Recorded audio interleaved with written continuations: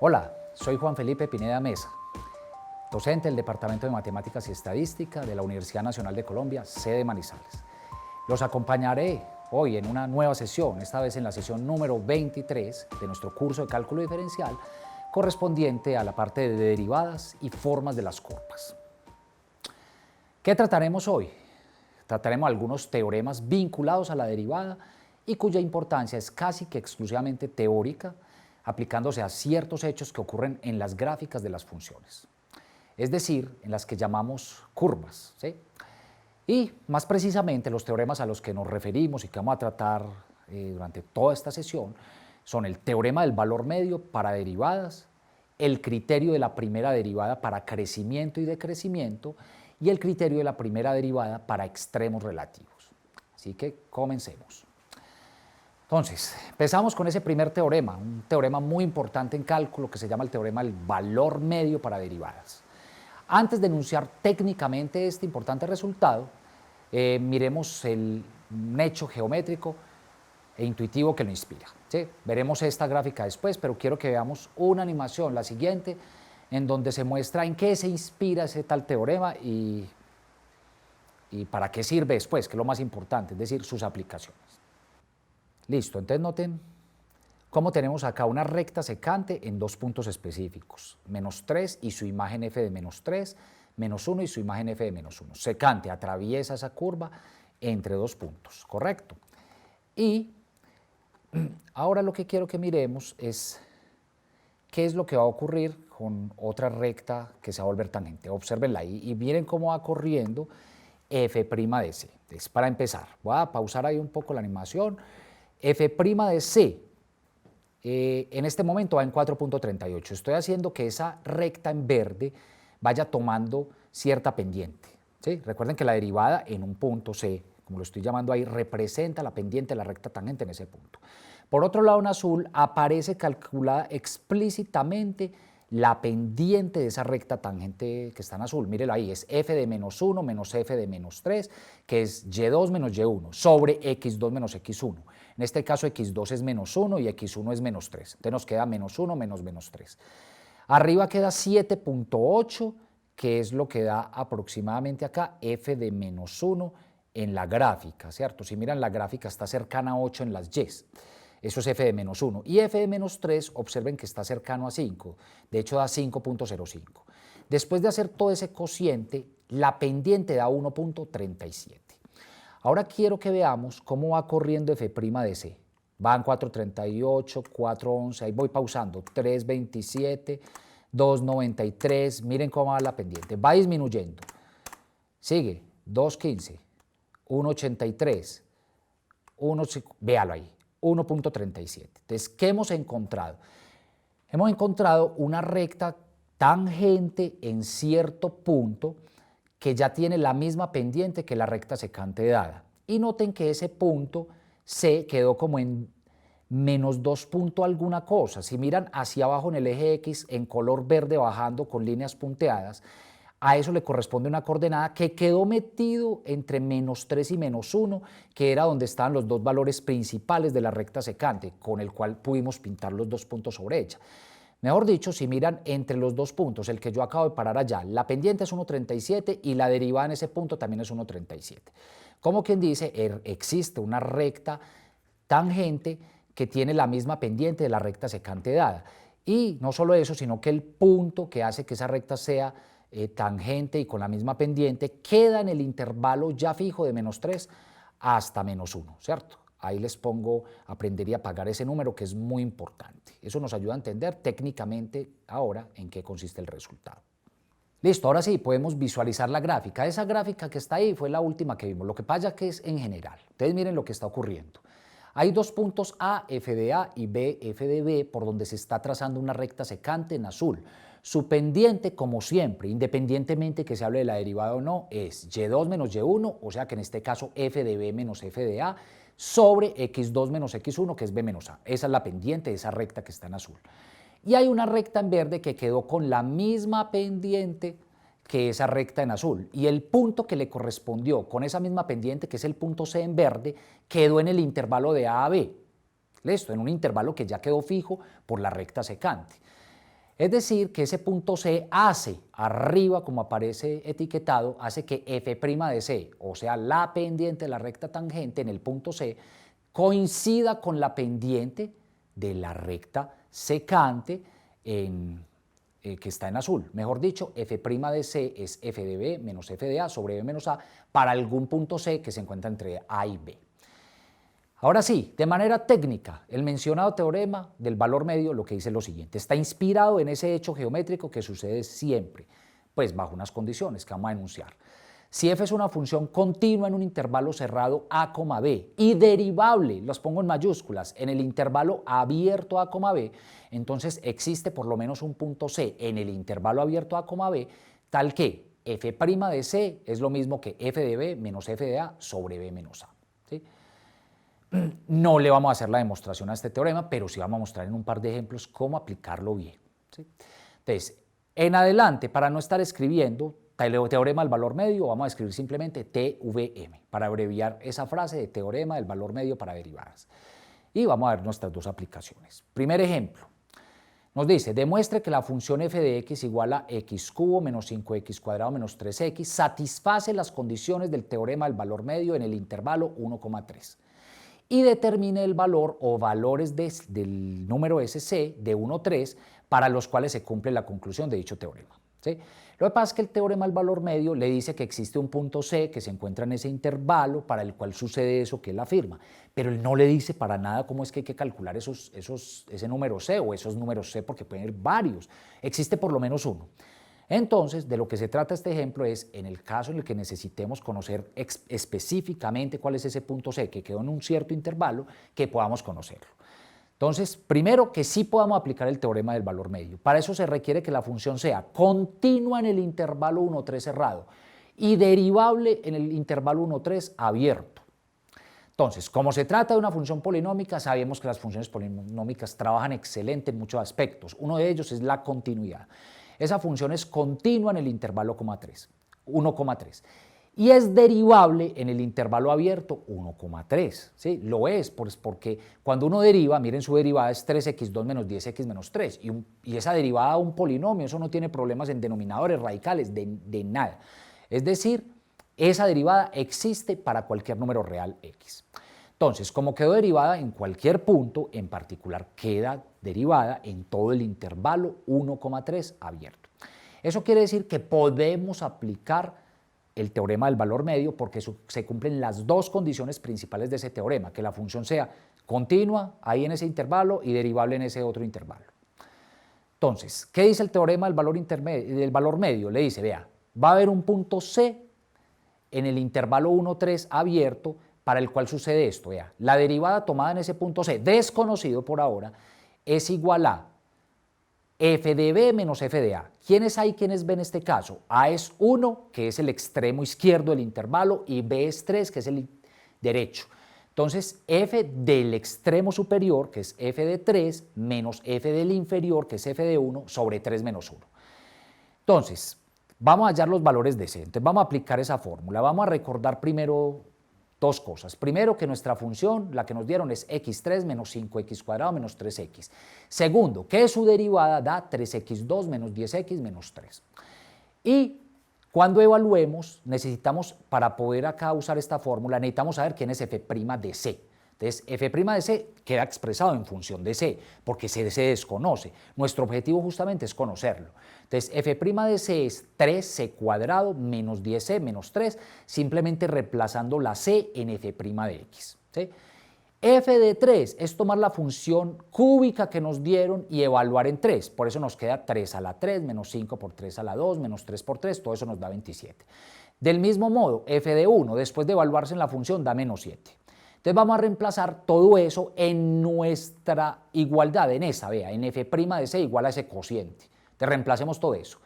Te lo vamos a reemplazar ahí. Entonces, en la parte izquierda, en f' de C, es una expresión algebraica que depende de C, es 3c cuadrado menos 10c menos 3. Y en la parte derecha es hacer todo eso que nos pide en operación que ya es conocida. Menos 27, que eso es f de 3, menos f de 1, que nos dio menos 7, por eso nos queda menos 7 sobre 3 menos 1. Todo eso es igual a menos 27 más 7 sobre 2, o sea, menos 20 sobre 2 queda menos 10. Entonces nos quedó esta igualdad, vean. O sea que 3c cuadrado menos 10c menos 3 es igual a menos 10. Nos quedó una ecuación cuadrática. Solo es llevar el menos 10 a sumar al otro lado para que quede igualado a 0 y podamos resolver la cuadrática correspondiente. Cuando llevemos ese 10 para el otro lado, nos queda menos 3 más 10, queda 7. Por esa razón quedó esta ecuación cuadrática. 13 cuadrado menos 10c más 7 igual a 0. Y resolvemos esa ecuación. Igualada a 0, factorizamos 13c2 menos 10c más 7. La factorización, como puede verse fácilmente, es 3c menos 7 por c menos 1. Eso queda igualado a 0. Por lo tanto, alguno de los factores es igual a 0. Nos queda entonces 3c menos 7 igual a 0 o c menos 1 igual a 0. Y despejamos en cada uno. Por un lado, llevamos el 7 a sumar y luego el 3 a dividir, queda c igual a 7 tercios. Por otro lado, llevamos el menos 1 a sumar, queda c igual a 1. O sea que hay dos valores posibles, 7 tercios o c igual a 1. Entonces, los valores de c que debemos considerar en este problema son o 7 tercios o 1 o los dos, ¿cierto? No sabemos, puede que los dos sirvan. Sin embargo, en este caso, observen que c igual a 1 no pertenece al intervalo 1,3, porque el intervalo 1,3 es abierto, o sea que no toma el número 1. Y como no toma el número 1, c igual a 1 no puede estar en ese intervalo, o sea que se descarta automáticamente, ese no sirve. Debe servir el otro, y en efecto sirve, miren.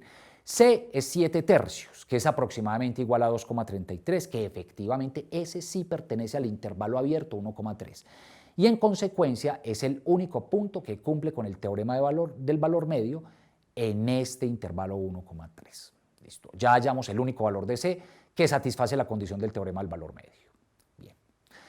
Y ahora miremos un ejemplo más de aplicación, más de la física. Entonces dice lo siguiente. En una carrera de autos, dos autos A y B comienzan la carrera en el mismo punto y terminan empatados, ¿sí? Entonces hay que demuestre que sus velocidades fueron iguales en algún instante de la carrera. Cuando yo le digo en algún instante de la carrera, obviamente no me estoy refiriendo al instante inicial y final, es en algún instante intermedio, pues. Por eso la idea de aplicar el teorema del valor medio. Entonces, para resolver el problema vamos a designar por S de t a la diferencia de las distancias entre los autos A y B. S de t no está denotando acá distancia como es lo habitual en esas ecuaciones de la física, está denotando la diferencia entre la distancia con el tiempo, ¿cierto? Es decir, nos dice qué distancia hay en un instante de tiempo entre un móvil y otro, ¿sí? Entonces, diferencia de distancias entre A y B. Y vamos a denotar por T0 al tiempo en el que comienza la carrera, el tiempo inicial pues, y por T1 al tiempo en el que termina la carrera, como quien dice, el tiempo final. Entonces miren, hay dos cosas que están pasando. Una, en el tiempo T0 sabemos algo, que los autos están igualados, pues porque es el inicio de la carrera, ¿sí? Entonces, en ese caso, la diferencia de distancias, no hay diferencia de distancias, o lo que es lo mismo, la diferencia de distancias es 0. Eso quiere decir que para nosotros que S de t representa la diferencia de distancias, cuando lo veamos en t sub 0 específicamente, que es el tiempo inicial, S de t sub 0 es 0, porque la distancia entre los dos ahí es 0, ¿sí? Y lo mismo ocurre al final, si se dan cuenta, porque como los autos llegaron empatados, entonces ahí estuvieron igualados también. O sea que la diferencia de distancias en el tiempo final también es igual a 0. Mejor dicho, S en t sub 0 es lo mismo que S en t sub 1 y ambos son iguales a 0. Ahora, como S de t mide la diferencia de las distancias entre A y B en cualquier instante t de la carrera, entonces hay que recordar que si uno deriva distancias o longitudes o cosas de estilo en esas ecuaciones de la física, entonces la derivada nos da la velocidad, ¿cierto? Entonces, si S de t está midiendo la diferencia de distancias, es porque S' de t está midiendo la diferencia de velocidades, en este caso, entre los dos vehículos A y B, ¿sí? En cualquier instante t de la carrera. Entonces, miren, ahora vamos a aplicar el teorema del valor medio. ¿A quién se lo vamos a aplicar? A un intervalo específico. ¿Cuál?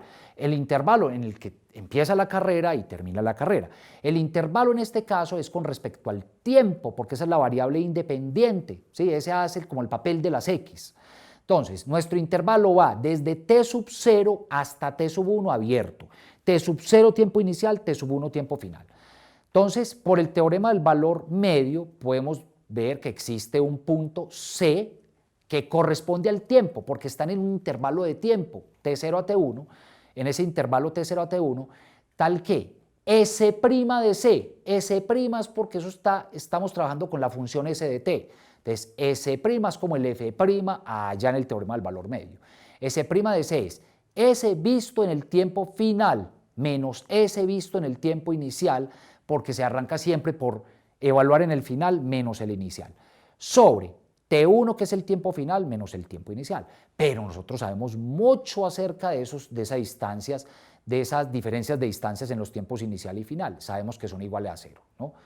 Como S de T1 es lo mismo que S de T sub 0 y eso es igual a 0, entonces la ecuación de C' de C, esa última que les estoy mostrando, se convierte en toda la parte de arriba en el numerador en 0, porque son iguales a 0 las dos, que la componen, sobre T1 menos T sub 0, ¿sí? Como es 0 sobre esa diferencia de tiempo, 0 sobre esa expresión que es distinto de 0 en el denominador, todo da 0.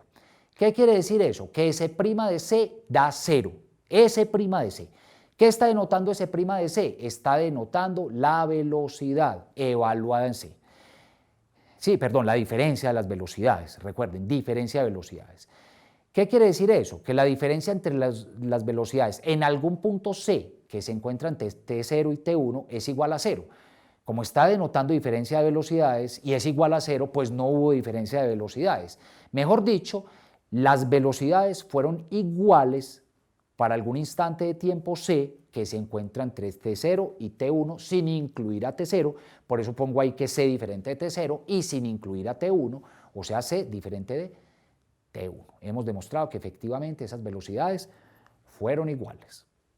Bien, ahora vamos a abordar otra parte, otro teorema. Como les dije desde el comienzo, 3 teoremas nos interesan mucho hoy.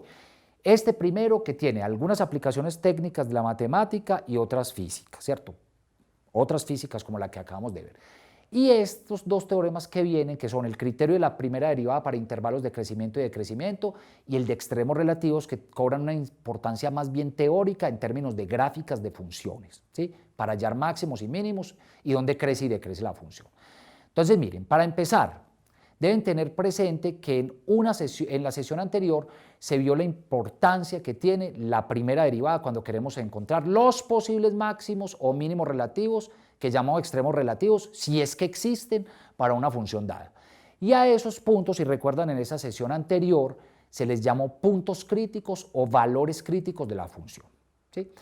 Ahora lo que vamos a ver es que la primera derivada de una función también es sumamente útil para encontrar los intervalos del dominio de la función en los cuales ésta crece y decrece. Es decir, adicional a los extremos que ya va a calcular, también nos va a servir para ver dónde crece y decrece la función. Entonces, para entender qué es lo que significa que sea creciente o decreciente, voy a ir a un repaso de una cosa que vieron por allá al principio, es qué es lo que significa que una función sea creciente. Quiere decir que si estamos en un intervalo a, b abierto, la función f es creciente en ese intervalo si para todos x1, x2, cuando x sub 1 sea menor que x sub 2 en el intervalo, entonces las imágenes f de x sub 1 y f de x sub 2 conservan la desigualdad que tenían los puntos en x.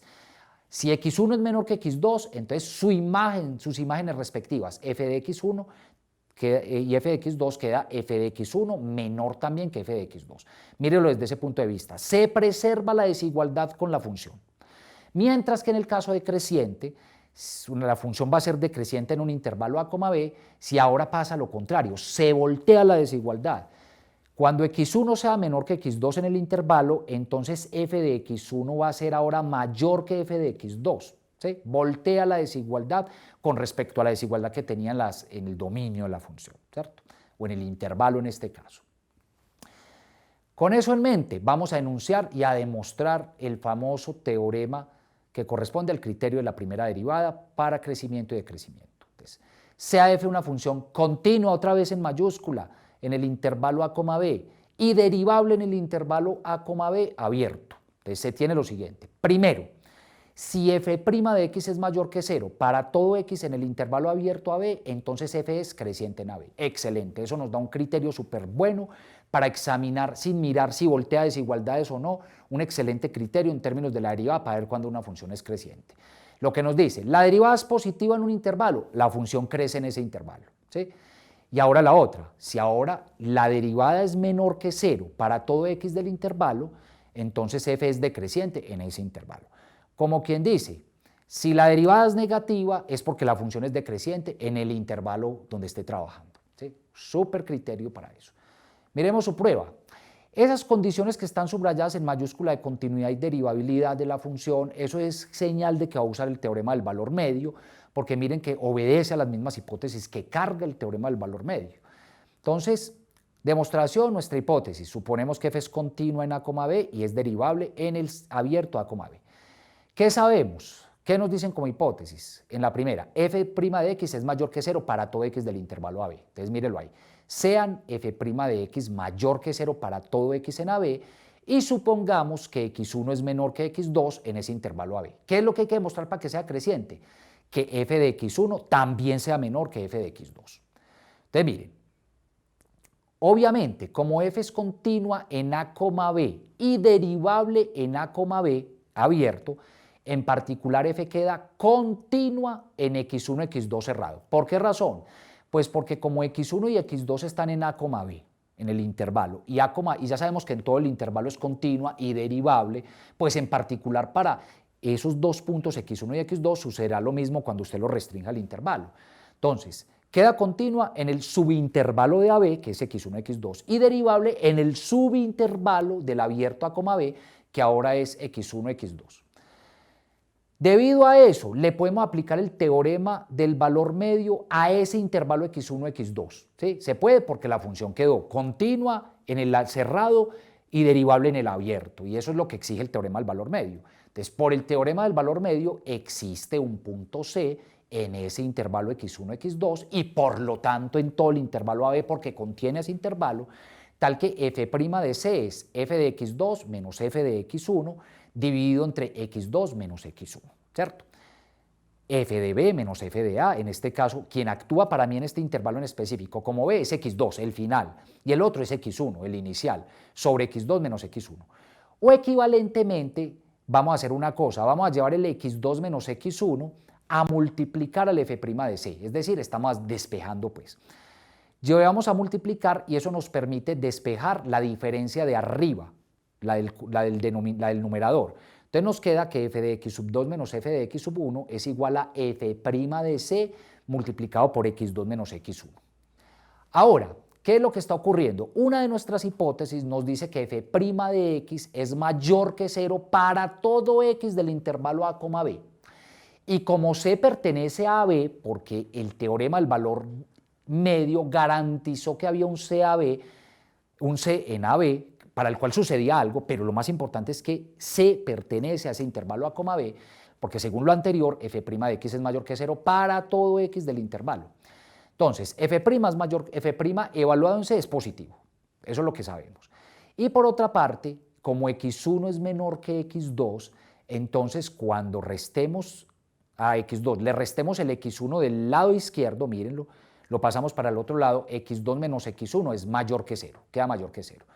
Resumiendo, tenemos dos cosas positivas, vean, f' de c es mayor que 0 y también x2 menos x1 es mayor que 0. O sea que si nos vamos a esta que obtuvimos despejada, miren la última donde dice el o equivalentemente, f' de c y x2 menos x1 que están en el lado derecho, al multiplicarse, sin importar a qué sean iguales, nos interesa su signo solamente. Como f' de c en el lado derecho es positiva y también x2 menos x1 es positiva, el producto con seguridad es positivo.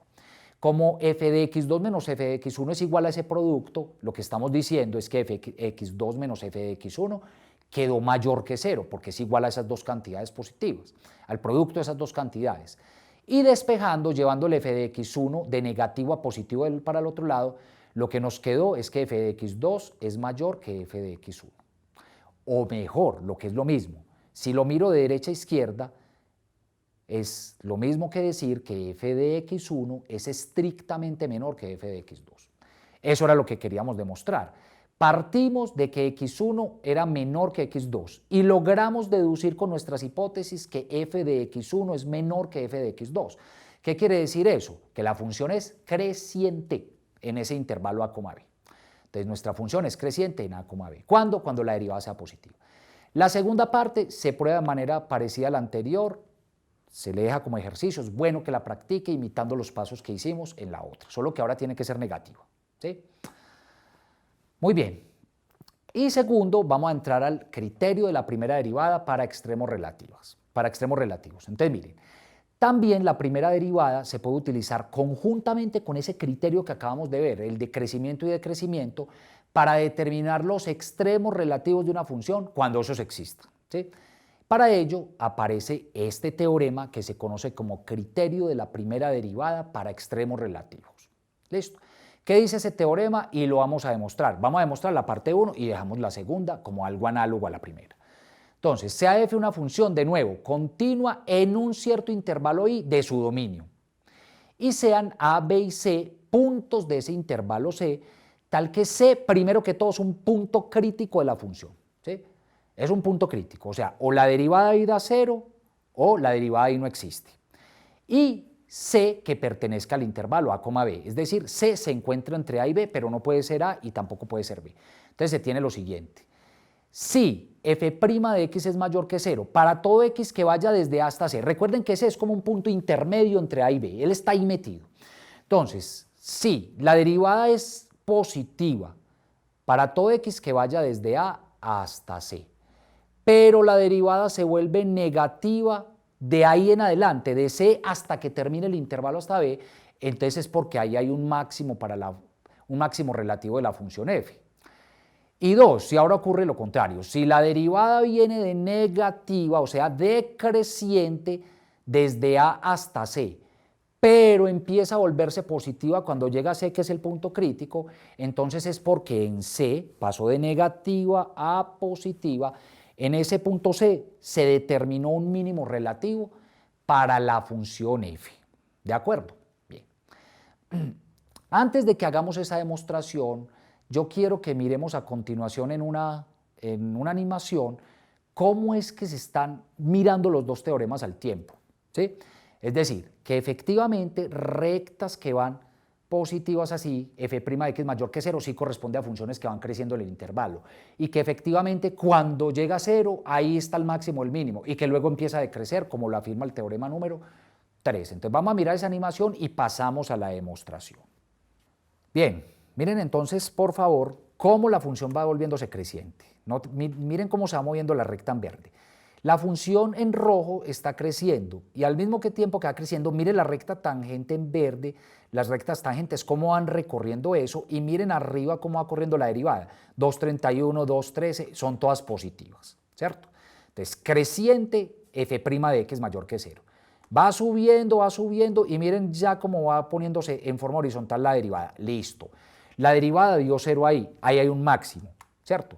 Hay un máximo. Venía creciente, alcanzó el máximo, es porque ahora la recta va a empezar a decrecer, como vamos a observar. Entonces, pasa de creciente a decreciente. Miren ahora cómo en lo que va corriendo f' de x es negativa, menos 1,57, menos 1,68, menos 1,76 y así sucesivamente, menos 1,7. Ahora miren que la disposición de la recta ya es volverse horizontal. Eso es porque va a cambiar de decreciente a creciente, es decir, va a alcanzar un mínimo, ¿cierto? Cambio de derivada negativa a derivada positiva, ahí se alojó un mínimo. Derivada igual a 0. Y si dejamos que continúe, entonces ahora la derivada, mírenla ahí, vuelve a hacerse positiva, ¿sí? Cambios de creciente a decreciente, entonces de decreciente a decreciente da lugar a máximos, y de decreciente, derivada negativa, a creciente da lugar a mínimos, donde las derivadas tienen que ser iguales a 0. Listo. Entonces creciente, decreciente, mínimo y máximo.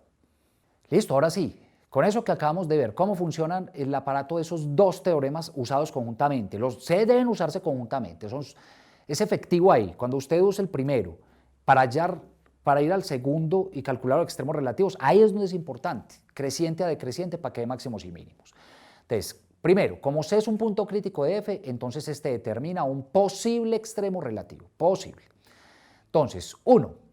Puesto que la derivada es mayor que 0 para todo x que va desde a hasta el punto crítico c, entonces por el teorema anterior, f es creciente desde a hasta c.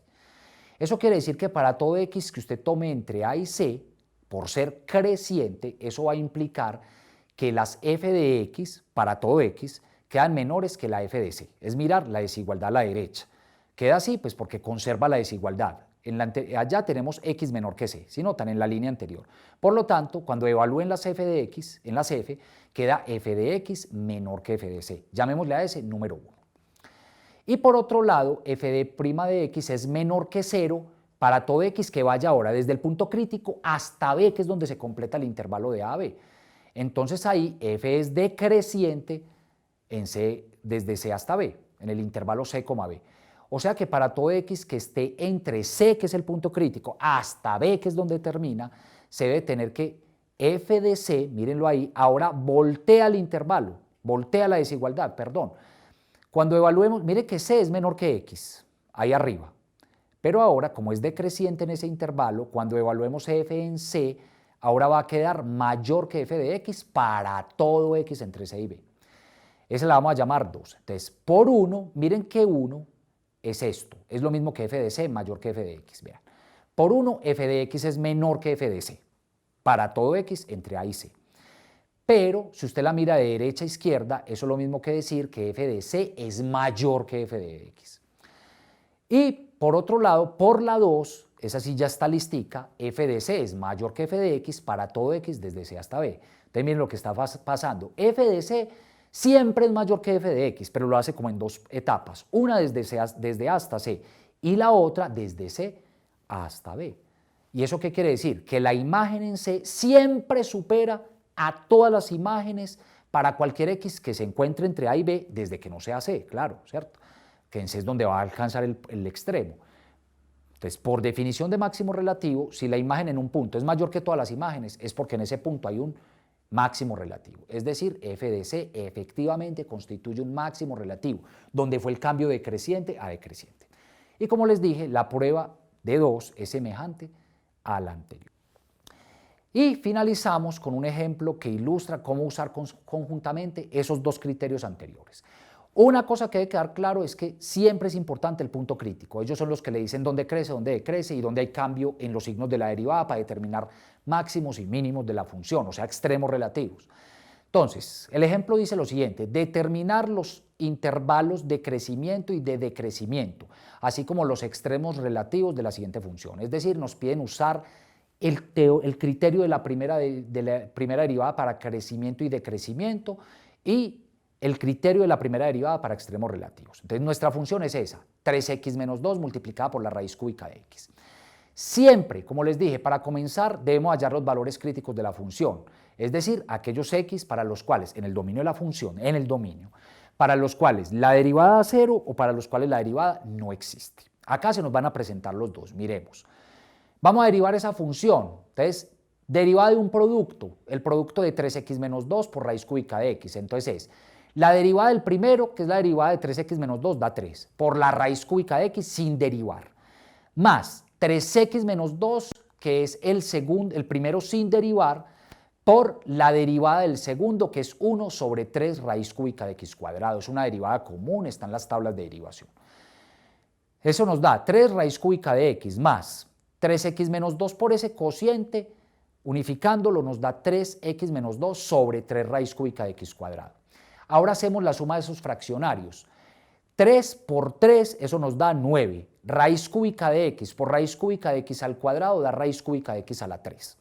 Más, y debajo del 3 raíz cúbica de x hay un 1 imaginario, ¿cierto? Pues no se ve ahí, pero se entiende que hay un 1. Lo multiplicamos en cruz por el 3x menos 2 y nos da otra vez 3x menos 2. Y abajo queda el denominador único que hay, 3 raíz cúbica de x2. Ahora, si notan, raíz cúbica de x cubo, se cancela el cubo con el radical y nos queda x. O sea que eso da 9 raíz cúbica de x cubo, es 9x, más el 3x menos 2 sobre 3 raíz cúbica de x cuadrado. 9x más 3x nos da 12x menos 2 sobre 3 raíz cúbica de x cuadrado. Esa es la derivada. O sea que f' de x ya reducida para todos los cálculos que vienen es esa función que aparece ahí, en esa primera línea que les estoy mostrando. Entonces, primera cosa que se observa, la función, la derivada, tiene un problema en x igual a 0, porque si evaluamos en x igual a 0 en ese radical, el denominador se hace 0, y ese punto x igual a 0 pertenece al dominio de la función, ¿sí? Porque no tiene problemas en la función original. O sea que ese debe considerarse como un punto crítico o valor crítico de la función. Ahí la derivada no existe. Y para calcular los otros valores críticos hay que tomar esa derivada que acabamos de obtener e igualarla a 0 y resolver la ecuación. Entonces, si igualamos 12x menos 2 sobre 3 raíz cúbica de x a 0, recuerden que por tratarse de un cociente, cuando un cociente es igual a 0, la única forma en la que pasa eso es que el numerador sea igual a 0. Por esa razón, eso implica ya en la línea que estamos viendo, en la primera, que lo de arriba solamente es igual a 0, o sea, 12x menos 2 es igual a 0.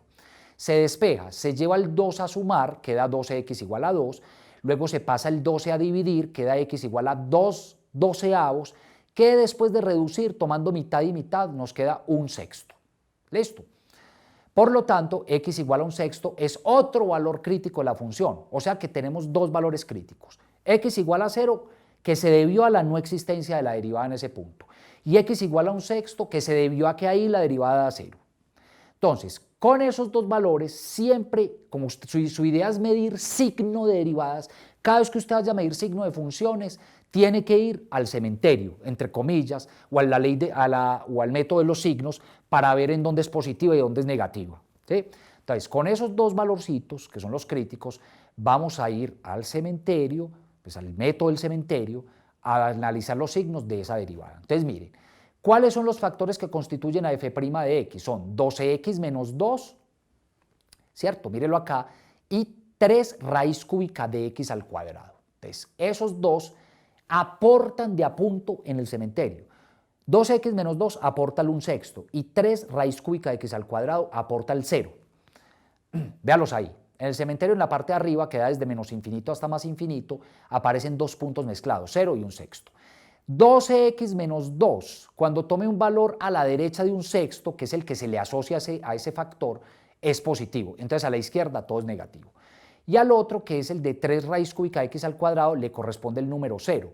Pero resulta que en este caso x al cuadrado ya es positivo. Entonces, como es positivo, no importa qué le haga la raíz cúbica, sigue siendo positiva. Y al multiplicar por 3 sigue siendo positivo. Eso significa que esa expresión es positiva en cualquier intervalo que yo tome, de ahí de esa recta. Por esa razón, en la segunda línea de ese cementerio, todo es positivo. Ley de signos en cada columna, menos por más, menos. Menos por más, menos otra vez. Y en la última, más por más, más. Eso quiere decir, miren, que de menos infinito a 0, ¿cómo es la función? Decreciente, porque la derivada dio negativa, la derivada. Entonces, miren, f' de x es menor que 0 en dos intervalos. El primero de menos infinito hasta 0. Y el segundo sigue siendo negativa de 0 a 1/6. Entonces, por esa razón es decreciente en esos dos intervalos consecutivos. Y es positiva en el intervalo último, mírelo acá, en el que va de 1/6 a más infinito. Entonces, f de x es creciente en ese intervalo, porque su derivada ahí fue positiva. Y por otro lado, en ese cementerio, noten que solo hay un cambio de signo en un punto, en el punto 1/6. Cuando llega a 1/6, la derivada cambia de negativa a positiva. Si una derivada cambia de negativa a positiva, viene decreciendo negativa y empieza a crecer positiva. Entonces, en ese punto se alojó un mínimo relativo, según el criterio de la primera derivada, para extremos relativos que acabamos de ver. Entonces, como f' de x, ahora sí, para que miren ahí en el escrito, f de x cambia de negativa, o sea, f' de x menor que 0, a positiva, f de x mayor que 0, en el punto x igual a 1/6, entonces, en ese punto se va a determinar un mínimo relativo. Se va a determinar. Para saber cuál es ese mínimo relativo, hay que evaluar en 1/6. Entonces, se evalúa f en 1/6, vamos a la función. La función, recuerden que era 3x menos 2 por la raíz cúbica de x, ¿cierto? Entonces, cuando evaluemos todo eso, el resultado es menos 0.83. Conclusión, ese es el valor mínimo de esa función, menos 0.83. Esa función se dibujó en un programa en GeoGebra y esa es como luce la función. Quiero destacar solamente lo que nos dio, no saber cómo hicimos esa gráfica, eso no es lo que nos interesa. Nos interesa es ver que eso coincide con lo que acabamos de afirmar. Miren, es decreciente desde menos infinito, si miran el eje X, hasta 0. Entonces pueden ver que ahí está subrayado f' de x menor que 0 decreciente. Y vuelve y lo señala desde 0 hasta donde llegó el mínimo, que es 0.83, menos 0.83. Mire que ahí lo subrayé, mínimo f' de x igual a 0. Decreciente, sigue siendo decreciente, alcanzó el mínimo, o sea, ahí la derivada es 0 y volvió y empezó ya a crecer. Cambió de decreciente a creciente, hay un mínimo y noten que ahora la función, la curva sube desde ese intervalo donde se alcanzó el mínimo, desde ese punto en el que se alcanzó el mínimo, en adelante. Bien chicos, no es más por esta sesión de hoy. Espero que hayan aprendido suficiente sobre esto, al menos que tengan una idea de cómo funcionan esos dos criterios que son supremamente importantes en el trazado de gráficas. Recordemos que la dedicamos, en esta sesión hoy, la dedicamos al entendimiento de 3 teoremas fundamentales y su utilidad para el análisis de ciertos problemas propios del cálculo y que aparecen en el trazado de gráficas, o más bien que van a aparecer posteriormente en el trazado de gráficas y a veces, como ocurrió ahorita con el segundo ejemplo, el teorema de valor medio en la física. Y en especial es muy importante recordar acá que el signo que toma la derivada en un determinado intervalo determina el crecimiento o el decrecimiento de esa función. Y el cambio de signo en las derivadas determina un extremo relativo de la función desde que sea un punto que corresponde al dominio. Muy bien. Los acompañó Juan Felipe Pineda, recuerden, del Departamento de Matemáticas, Universidad Nacional de Colombia, sede Manizales. Nos veremos en una próxima sesión. Hasta pronto.